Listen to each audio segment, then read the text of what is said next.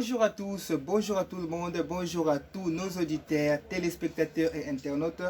Bienvenue encore une fois dans votre émission Tête à l'air News,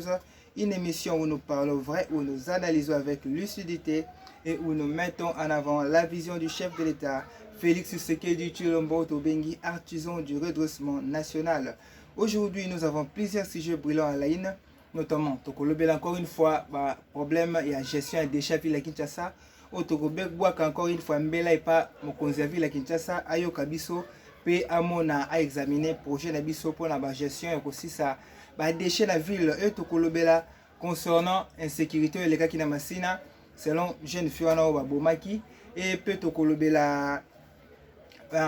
donc bokoye ba les atouts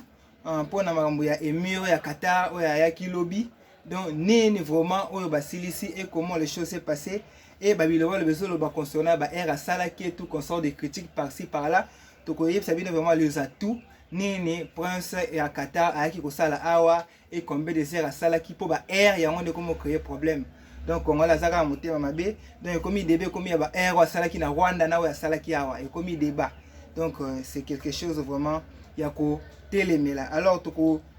tali sabino peut concernant makambo ya est.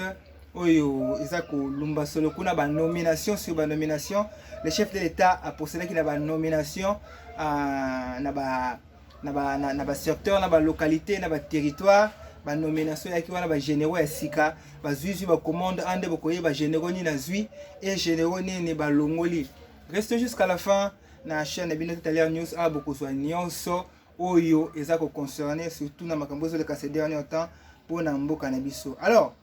commençons d'abord concernant Makambo ya ville à Kinshasa. Au bout que na conseil des ministres ou tel que le chef de l'état Silika Kimakasi concernant monter en puissance et salité la ville à Kinshasa et à benga qui na autorité pour la sanction va sanctionner moto tout oyo azako cha salité la ville ya Kinshasa et tout le monde qui papa mokonzi ya ville à Kinshasa somba ki ba voiture ben oya ba camion ben pardon oya ba synotrique et pour na kolongo la salité. Initiative est bien, mais je ne pense pas qu'il y a un régler le problème de la ville à Kinshasa pour prédécesseur nyonso ou ya Bumba qui na même méthode mais balonga qui salité la ville à Kinshasa et Bumba pas na même méthode. Je ne sais pas ce qui va conseiller à gouverneur va conseiller à nini concernant makambo ya gestion ba déchets ville à Kinshasa pour tout le monde qui peut mieux ya Qatar ayaki parmi ba projet qui dans Kinshasa pezala qui considéré pour na koleka un peu ko sunga pona makambo ya tali salité na ville à Kinshasa mais to éviter quel est le projet ou va présenter qui est pas mieux concernant gestion ba déchets à ville à Kinshasa et on to sera papa gouverneur place aux hommes na photo to la ça eza commune ya Masina pour merci d'abord na batoni so wati daso ba photo nde to sengaki ba photo bokanga ba photo ya ba lié oyo place bozali salité ezali botinda poto la saka ba konzi oyo ezala Masina quartier 3 na quartier 5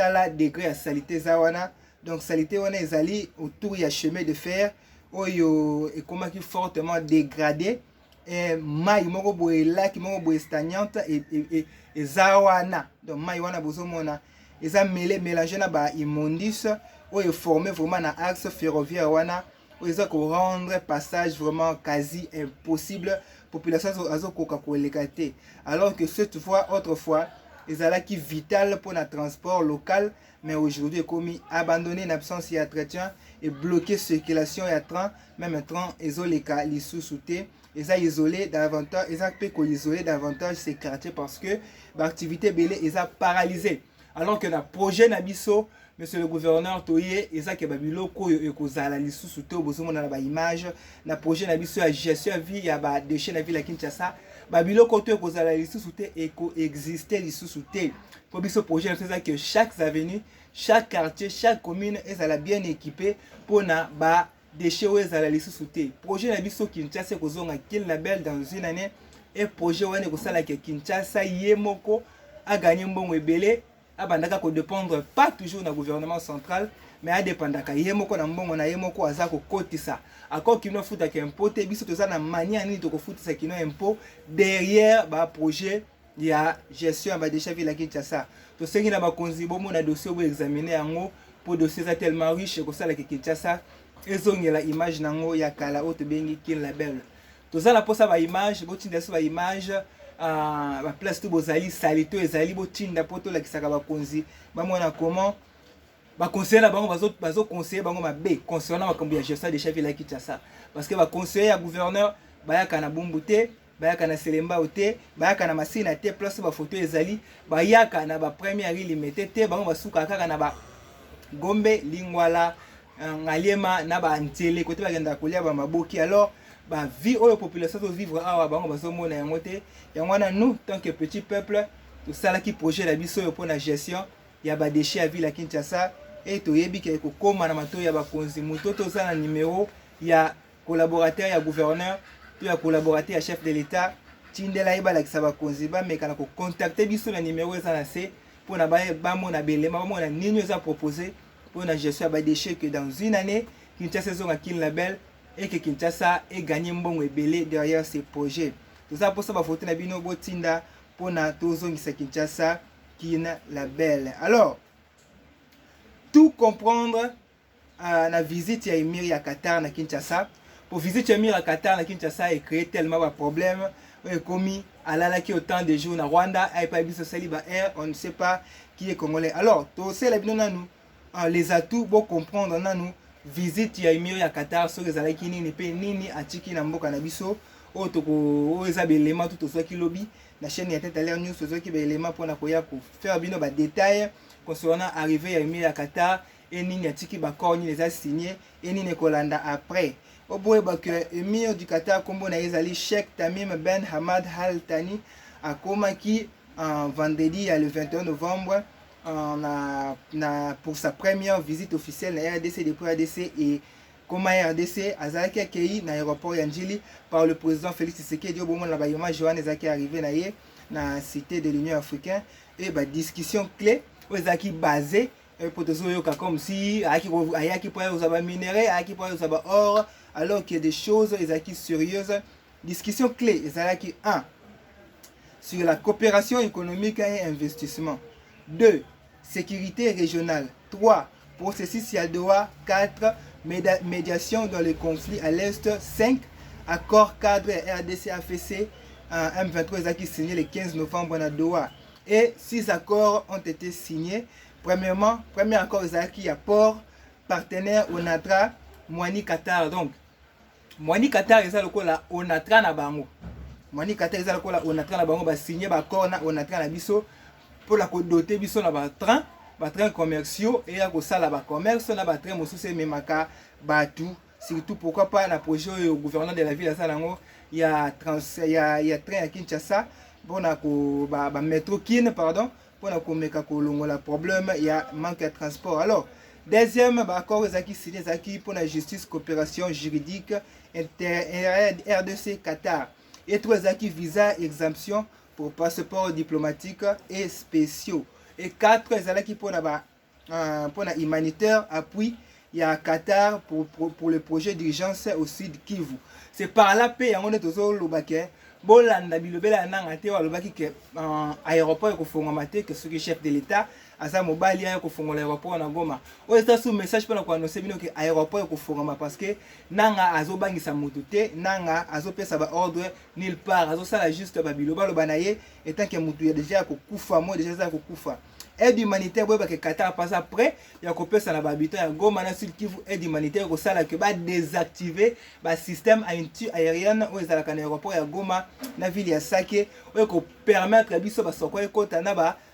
drone CH4. Donc Qatar pa yena ba pui na ye pona ko pesa ba biloko ya kolia pona aide humanitaire ezaki pe na ba discussion à lobby et jeunesse et sport formation projet et infrastructure nous ce zalaki ya bakor ezaki signé lobby boye ba que na CAN o ezo ya 2029 RDC à cause la bientôt la doté na ba infrastructure ndenge moko na Maroc o ezaki bakor ezaki signé lobby et na ba formation professionnelle na ba projet infrastructure banzela na ba hôtel ya Malonga pour accueillir bateau bakoya na 2029. Alors, consultation politique, coordination régulière entre les deux pays, wana pe ezalaki parmi ba accord où ezalaki signé lobby et dans la présence il y a Emir ya Qatar na chef de l'état Félix Tshisekedi. Alors Emir ya Qatar qui koza ba diamante aki koza ba orte aki ko signé ba accord et koza la bénéfique pour entre les deux états bako bénéficier nango. En bref, que la visite stratégique oyo ya Émir ya Qatar eza pona ko renforcer coopération diplomatique, économique, humanitaire et sécuritaire entre la RDC et le Qatar. Alors, Émir ya Qatar aki osala ba n'importe quoi te, ayaki pona ko sala ba accord entre les deux États pour balekana ko se retrouver. Et après cela, akenda ki na musée, akenda ko sala visite ezaki officielle na musée bozomona na ba photo, ayamba ki epa mwana Mobutu, bakenda ki place pona ko découvrir des positions Mobutu ezaki dénommé na une vie et un destin. Dès que ça la connaissait la musée nationale aux côtés du président de la République ayaki atambolaki atalaki nini eza la mboka na biso concernant historique ya Congo mboka oyo a visité pour la première fois. Et bonne nouvelle, c'est que Place P ils ont créé problème concernant ma visa. Concernant ma visa, ils ont créé tellement de problèmes. Toyoka ki lobby ba annonçaki que d'autres Congolais bakozala sous na comment je peux dire bakozala lisusu na bakobunda lisusu te pona kozwa visa pona kokende na Qatar, alors que bato quand c'est comme si Congolais ni au sommet. C'est ça fake news que Congolais ni au sauté à cause de l'obstation facilement il y a makambo ya visa pona kokende na Qatar, alors que ils a juste décidé que passeport donc ils a juste un passeport diplomatique et il y a un service non désormais plus besoin ya visa. Donc bangonde bakozala na besoin sur ba visa te pona kokende ko séjourner na Doha. Donc c'est juste que bato bakende ko sala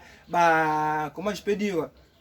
bato bakende na mission moko officielle ya état. Donc l'état so kati de wa mission officielle na Qatar bazali sous na droit ya visa te bakozala na facilité ya kokende pe ya kozonga même ba délégation à Qatar pona bayawa bakozala lisusu na posa ya visa te. Et ça juste pona bato bakende ba mission officielle bakende ba mission officielle tozolo ba mission officielle pas tout le monde parce que tout le monde le comme qui déjà fait que visa balongoli na Qatar visa balongoli pona Qatar non. Et ça juste bato bakende ba mission d'état bangonde pona bango visa elongwe. Et ça qui mesure mon boye facilité qui vraiment et faciliter le déplacement officiel entre les deux pays. Donc il y a une mesure wana ezala qui prise. Après cela, son Altesse Prince héritier à Qatar a quitté la République démocratique du Congo, un pays ami pour la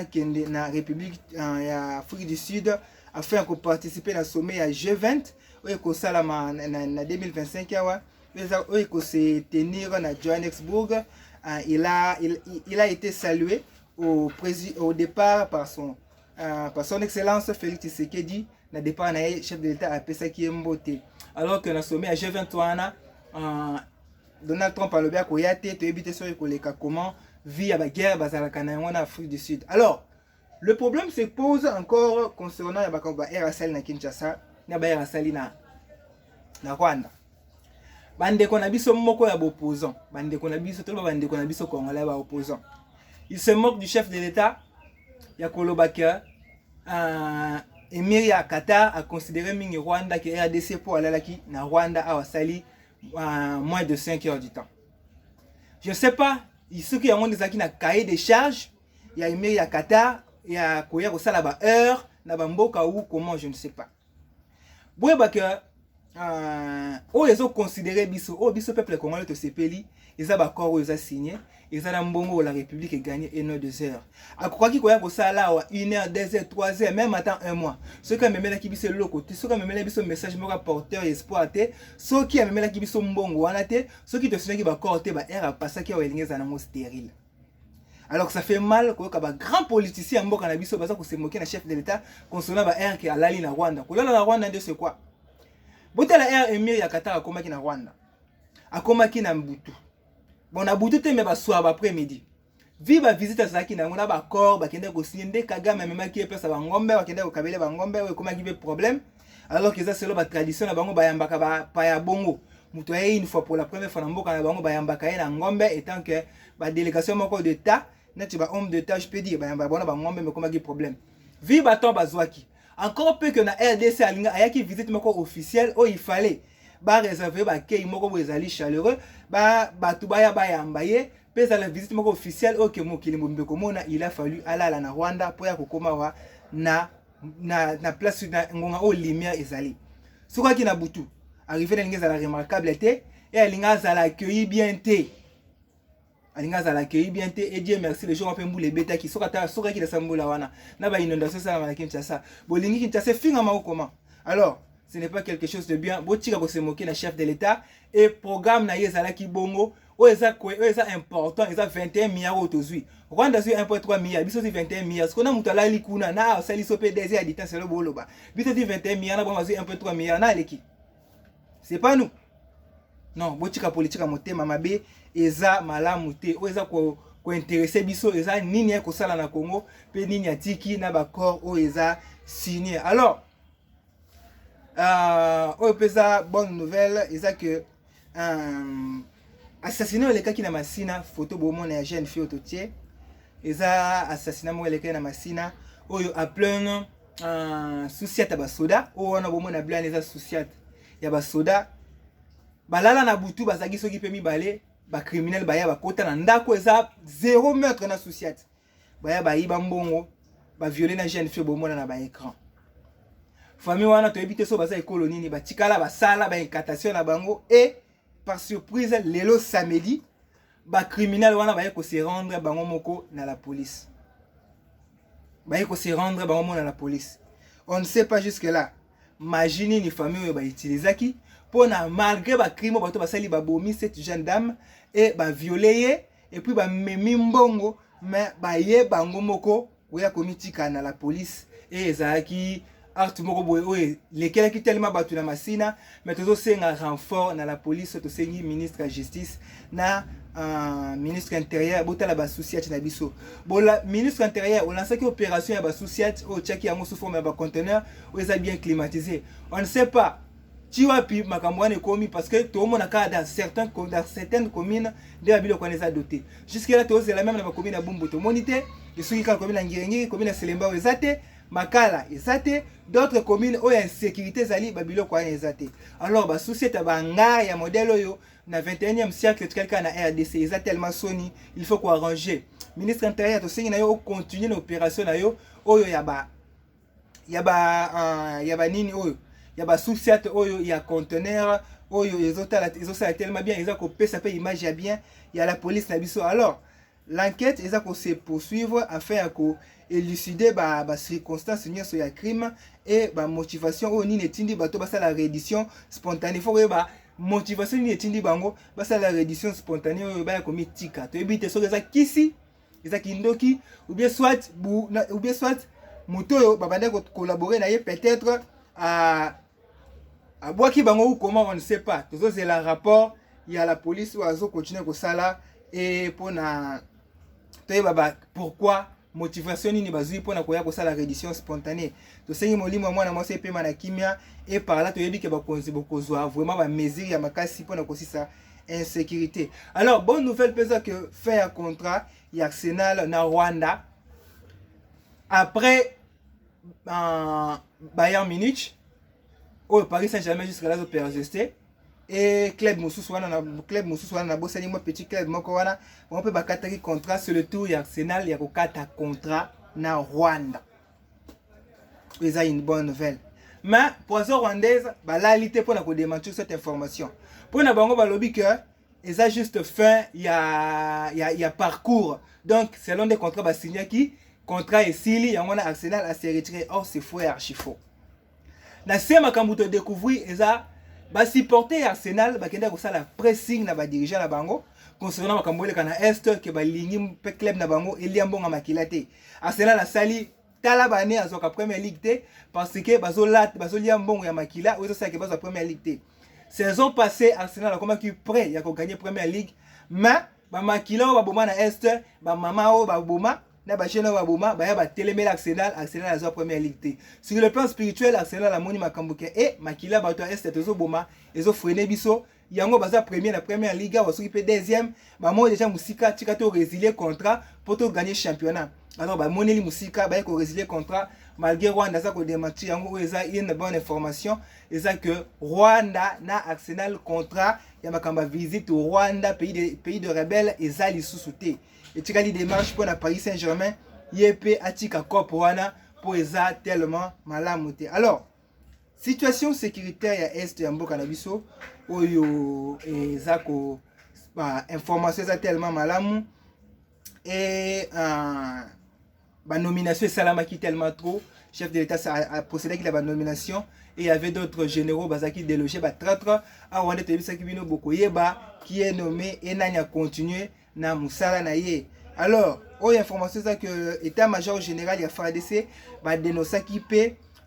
persistance, il y a agression, il y a coalition AFC M23 malgré l'engagement pris lors de récents accords na Doha. Alors, tous les jours l'état-major va décrire qui tous les jours la coalition M23 AFC va continuer à attaquer la position et va violer systématiquement cesser les faits qui en vigueur. Qui va déclaration à porte-parole et force et armée Nabiso le général-major Sylvain Ekenge. Mais vous voyez une chose que ce n'est pas ce qui le général-major Sylvain Ekenge a fait une déclaration que M23 va avancer. Non, il y a juste une déclaration encore politique parce que pour la accusation AFC va sala kuna na dewa que biso de violer cesser les faits. Il y a juste une déclaration pour la accusation. Mais sur le terrain FARDC na bazale non de baza ko avancer. Il y a juste une déclaration politique pour la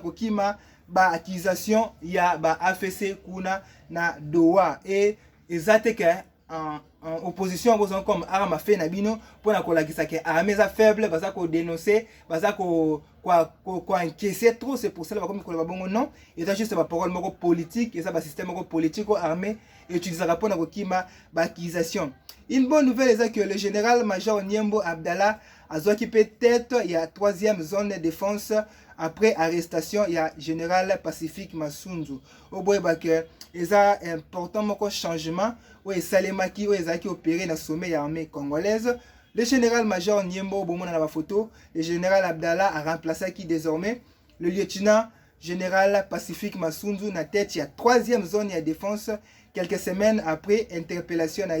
et transfert naïe ce dernier na Kinshasa. Oyo ebele pe baka concernant ya arrestation ya général Pacifique Massunzu te. Général Pacifique Massunzu azaki arrêté au début en mois de novembre où azaki menotté directement dans l'aéroport tango kitaki puis transféré sous escorte ya garde républicaine. Massunzu azaki accusé na implication na bazone na ba chute ya bazone neti chute ya Nzibira.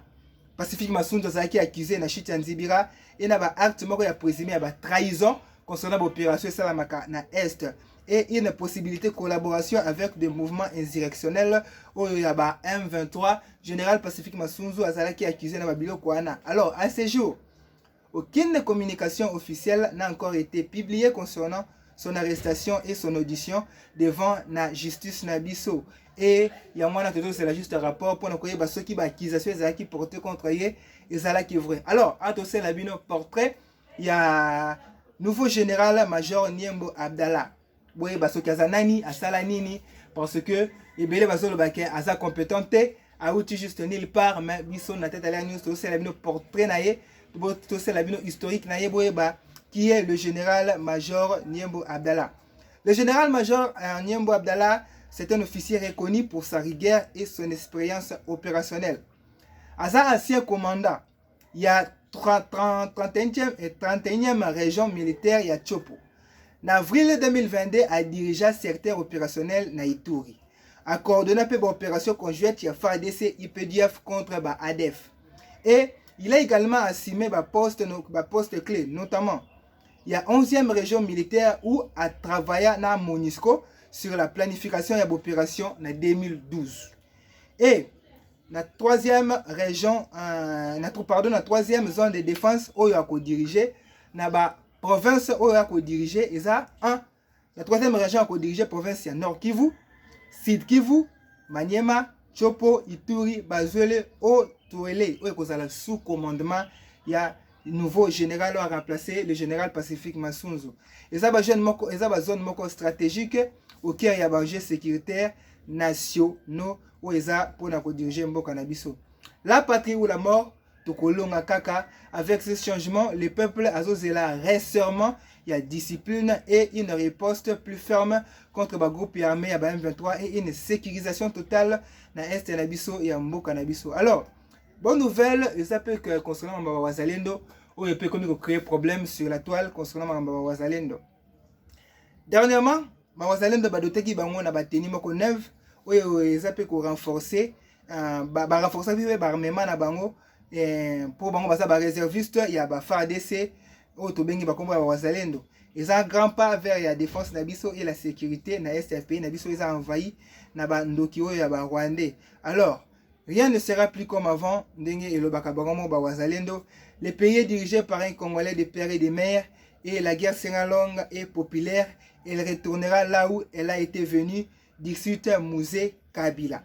Alors, pour ceux qui disent qu'il faut qu'on désarme Wazalendo, il faut voir quelque chose que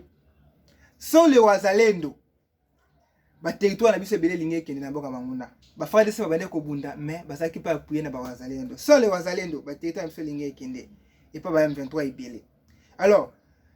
ba to de se balo ba ke ba Wazalendo ba ça ko semer trouble, ba ça ko yiba et tout ko so, mais je pense que boyebi qui est Kagame té. Kagame a formé les États-Unis d'Amérique. Kagame a formé les États-Unis d'Amérique, a bien formé. Alors, ni Kagame sala. Kagame crée ba diversion comme ni ba faux Wazalendo atindi bango na est ba ya ko sala ba n'importe quoi pour ba salir image ya ba Wazalendo na biso. Mais la bonne chose est que ba Wazalendo, ba vrai Wazalendo baza ba oyo service de renseignement ba yebi bangonde bazo sala équipé na ba tenue, bangonde bazo sala équipé na ba arme. Donc ba Wazalendo bango na ba seme ba trouble baza ba faux Wazalendo. Pourquoi après bazo kanga bango? Baza kokanga bango après parce que baza ba faux Wazalendo bango baza fabriqué et pas excuse pas Paul Kagame pour na ko semer ba terreur na ville na biso. Alors la photo wana bozomo na pe bonne nouvelle eza lieutenant colonel Emmanuel Murindi oya kweyaki na troupe na ye na embuscade oyo ezalaki tandi epa ba Wazalendo na Mwaungu ezalaki mokolo ya vendredi 21 novembre lorsque se dirigeaki vers Walungu centre na Mugogo to Sabino jusqu'à là ils sont sous contrôle ya ba FARDC balingaki ba renforcer ba frère na bango. Alors bango nyonso kozala enterré awa moto ke su Rwanda zate to bando kunda bango awa moto nyonso kendi ata lisusu Rwanda zate. Et bonne nouvelle pe eza que ba force aérienne na biso ba pilonaki ba position ya ba M23 RDF na ba image bozomona wana ezaki nyonso elekaki ce vendredi soir le 21 novembre na Kibanda na secteur ya Dosso na Banyangu kuna na territoire ya Masisi. Ezalaki vers 17h tango avion de chasse mataki et survolaki à espace aérien avant ko larguer ba missile na ba position ya ba militaire ya Rwanda et na ba lien na bango. Et intervention wana ezalaki pas appuyé par le FARDC et ba Wazalendo ba bande ko se battre avec ba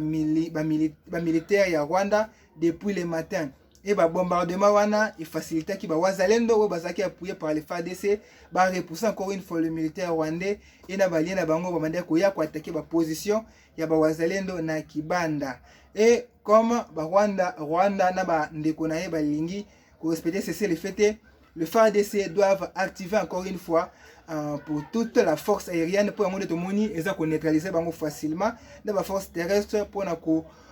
mener ba offensif musclé contre ba agresseur ya mboka na biso. To komi na suka pour na information na biso. Merci na bino so bolanda ki biso, bo liker, bo partager, ba ninga pe bazala informer de bino pe boza informer. To kutani mokolo ya lobby partager cette émission.